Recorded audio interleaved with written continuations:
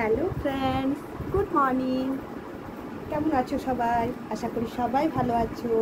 আমিও খুব খুব খুব ভালো আছি এবং ভীষণ খুশি আছি। দেখো আমি কি নিয়ে এসেছি কাঁঠাল পাতা।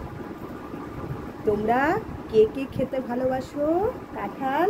আমি কিন্তু ভীষণ ভালোবাসি, ভীষণ ভীষণ ভীষণ ভালোবাসি। তোমরা কে কে ভালোবাসো আমাকে কিন্তু নিশ্চয় কমেন্ট করবে। তোমাদের সবার জন্য আমি রেখে দেবো।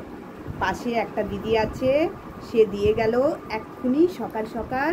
আমি কিন্তু চটপট খেয়ে নেব, বাচ্চারা আসার আগে, দাদা আসার আগে, কারণ ওরা চলে এলে সবাই মিলে খেয়ে নেবে। সেই জন্য আমি কিন্তু আগেই খেয়ে নেব। আজকে মানে এই বছর কিন্তু এখনো কাঁঠাল পাকা খেতে পাইনি। জাস্ট ভাবছিলাম যে খেতে ইচ্ছে করছে আর চলে এলো। সামনে দিদি দিয়ে গেল, আমাকে দিয়ে গেল, আবার পাড়ার অন্য সবকে দিয়ে গেল, আর আমার জিভে তো দেখে জল এসে গেল।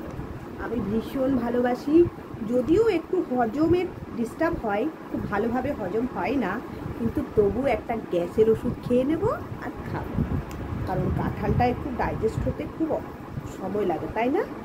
কিন্তু তবু দারুণ খেতে লাগে। আমার বাপের বাড়িতে 2টো কাঁঠাল গাছ ছিল, এত কাঁঠাল পাকতো, পেকে পেকে গাছের নিচে পড়তো, আর যেগুলো ভালো থাকতো সেগুলো গাছ থেকে নামিয়ে আমরা খেতাম। আমার বাবা ভীষণ খেতে ভালোবাসত, যদিও একটু সবাই কাঁঠাল পাকা খেতে ভয় পায়, কারণ কাঁঠাল পাকা খেলে হয়তো একটু হজম হতে সময় লাগে, কিন্তু আমি তো ভীষণ ভালোবাসি। তোমরা কে কে ভালোবাসবে? তাহলে চলে এসো বন্ধুরা, যদি কেউ খাবে। এখনো কিন্তু অনেকগুলো রয়েছে, দেখো অনেকগুলো আছে, তোমাদের সবাইকে দেব। তাকে আমি একটা খাই, তোমরা তাকে এসো, তোমাদের জন্য বাঁচিয়ে রেখে দেবো। সবগুলো খাবো না, 2টো বাচ্চার জন্য রেখে দেবো, 2টো তোমাদের জন্য রেখে দেবো, আর একটা তাকে আমি খেয়ে টেস্ট করে তোমাদের বলি যে কেমন আছে। দারুণ। আর তারপরে তো এগুলো বেশ শক্ত শক্ত আছে। এটা খাজা কাঁঠাল, এই শক্ত কাঁঠালটা খেতে না দারুণ লাগে।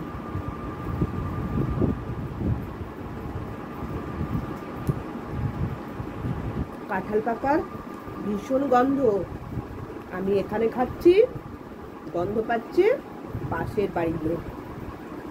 আমি যদি ফ্রিজে রাখি, তাও দাদা এসে বাইরে থেকে এরকম করবে। কিসের গন্ধ বলো তো? তাহলে রাখি কোথায় বলো তো বন্ধুরা? আমি এখন খেয়ে নিই, তারপর তোমাদের কাছে আবার আসবো। তাকে তোমরা যদি কেউ খাবে তাহলে চটপট বেরিয়ে পড়ো, কেমন?